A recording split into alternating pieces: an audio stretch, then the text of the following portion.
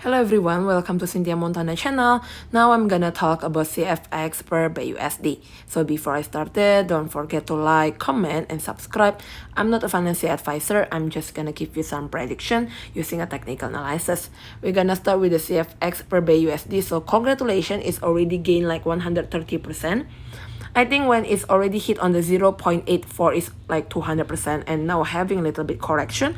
But if they can pull it again above this 0.8443, then it will try to go higher, go to the $1. But if not, then it has to be a correction first to first of all in the support here upper band 0.5. And next one is if you want to enter the market with a little bit risk, you can enter on the pink one side here, middle band on the 0.3212 US dollar.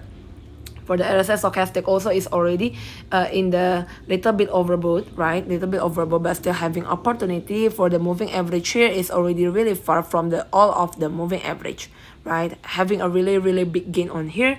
For our chart, basically it's already a little bit 8 hours before having a correction, but now it's trying to push it again to close the red bar here, right?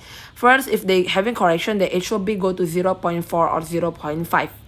Right, the next move is when we are looking on the Bollinger Band here is already below the upper band on the 0.622, but if they can push it again above that 0.622, they will try to push it to the 0.7 and next to the 0.8. But if not, you can enter on the pink one side here, middle band on the 0.332 US dollar as a stochastic in overbought zone, right?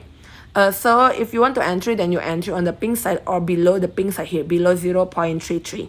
Thank you everyone for watching this video. Don't forget to like, comment, and subscribe. Bye-bye.